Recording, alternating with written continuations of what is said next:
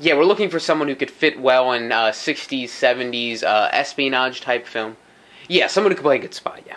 Alright, let me know. Thank you. Hello? Yeah, hello, this is Sean Connery again. I think you should rethink your position. Let me just do something. I'll be Tinker. I like Tinker toys. Or Tailor. I can mention... Mr. Connery, I'm sorry. There are no roles for you at the moment. If anything... No, I'm sorry, Mr. Connery.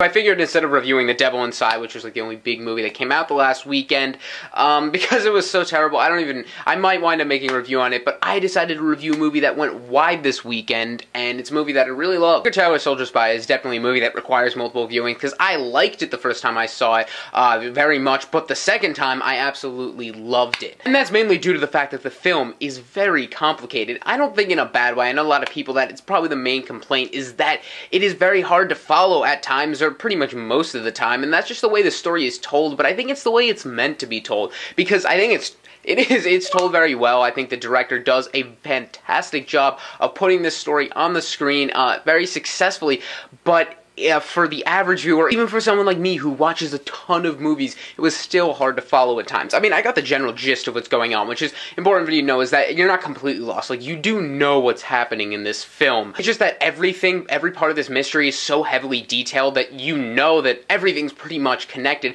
It's just you can't really figure it out the first time you see it. So it's definitely very rewarding, though, to see it again and figure all those things out for yourself. It's actually an amazing payoff. And just the amazing acting and fantastic directing really draw you into the story, even if you don't entirely understand it. And I think one of the main parts of this movie is that it is just made absolutely brilliantly visually. This movie is absolutely stunning to look at. I mean, to fit with the whole era, they add some grain, and there's just nice colors throughout the entire movie. It really looks beautiful. There's amazing cinematography, the editing very good, score, soundtrack, all fantastic. Just the way it's shot will keep you entertained throughout the movie, because they do so many different little things that it just made very, very well. But another big thing about this movie is that the performances are all amazing. It'd be hard to run through the entire list. Starting with Gary Oldman. Gary Oldman, it's a very staunch role, very subtle, and I think that's what's so great about it, is he holds back a lot, but still captures so much performance.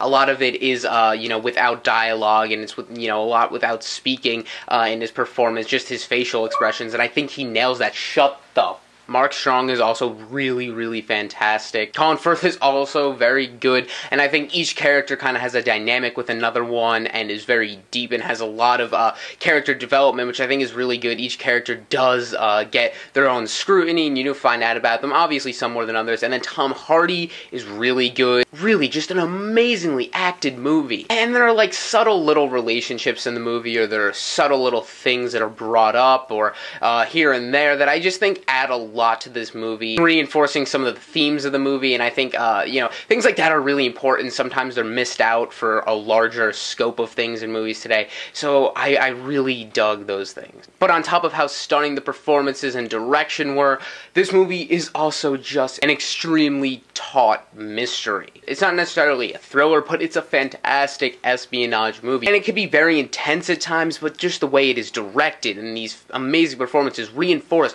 the anxiety and just the pure tension of a lot of this movie. And it goes from flip-flopping from being these concentrated moments of pure intensity to then the next moment Gary Oldman just walking around. And I think just the way that's done is so jarring, but there's so much to enjoy about this movie, whether you're watching it for the beauty of the filmmaking, or you're really into the story after a viewing or two, or just these fantastic performances. And that's why I love Tailor Soldier Spy. I know a lot of people won't like it because it does require repeat visits, or just the fact that they're aggravated by the fact that they couldn't kind of grasp everything, or maybe some other reason, because I know a lot of people don't really like it.